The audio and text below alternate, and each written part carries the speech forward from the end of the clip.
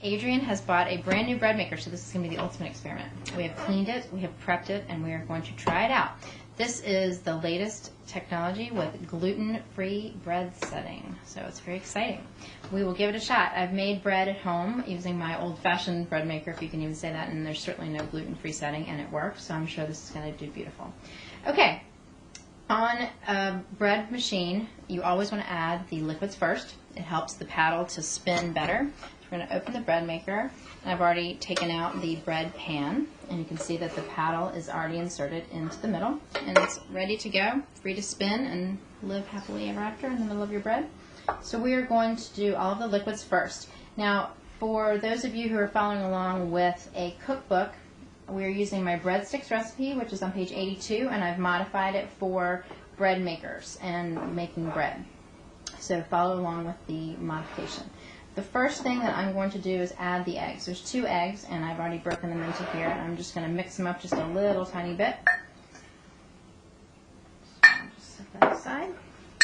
Give it a quick whip.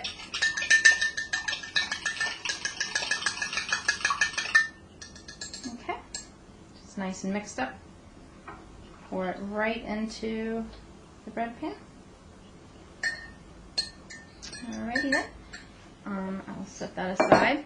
Now we also have, for liquids, we have right here, this is the oil, and on bread sticks I usually use shortening, but for a bread maker you definitely use oil. I've chosen a canola oil here. That's just fine for making these types of recipes. And pour that in. Set that aside.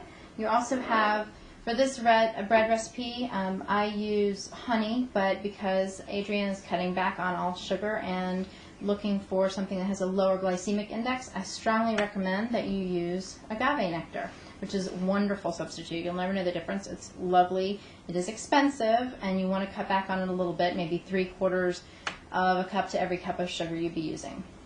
So here, I'm just going to pour the agave nectar in. Again, all the liquids go first. And we have a little tiny bit of your apple cider vinegar, which is great with the yeast. Loves the yeast. Okay, now I'm going to go ahead and scoop the yogurt in. Love cooking with yogurt. Today we're using soy yogurt because of the dairy issues that Adrian and her son have. Soy yogurt is a wonderful substitution, and you will never notice the difference. It's very good for you as well. Added bonus. Okay, we've got all of the liquids, as you can see, mixed in here. Nice little pot of liquid. Now we're going to add all of the dry ingredients.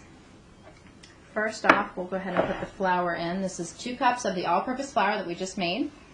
Okay. Now, what I like to do, especially with bread makers, and when you're using yeast, is make a little well at the top here, a little hole sort of in the middle. And what we're going to do is we are going to pour our yeast and our leavening agents, the baking soda and the baking powder, right there in that well. I've already mixed up the baking soda and baking powder right here, so I'll just pour that in the well. I have a little bit of salt. Actually, I'm going to use the iodized salt for the inside. Just a pinch will do. And we have our yeast. I like to use the rapid rise yeast for bread machines in particular. And for gluten-free, I just think it always works better to use the rapid rise. They actually have special bread maker yeast that's pretty much the same as the rapid rise. All right. 1 pouch will do. Again, we pour it into the well. Okay, set that aside. You can see we have our nice little concoction here. Go over the recipe one more time, make sure we didn't forget anything. Yep, we got it all. All right, great. So now we're going to stick this into the bread maker. Right in the center. Snap it in until it's locked and loaded. Those are up, and we've already chosen the gluten-free, so we're going to press start, and this is going to go for about an hour and 20 minutes. It's got a shorter kneading cycle because the gluten that is absent from our loaf is not there to knead all of the beating down and the rise cycles. So we're not going to be abusing this bread. We're going to let her rise on her own, and we're going to have a shorter cycle. So this is good. You get your bread even faster. So we're going to let this go, and we'll check on it again a little bit later. We're going to add some sea salt on the top, let it rise a little bit in with the sea salt, and then we'll be good.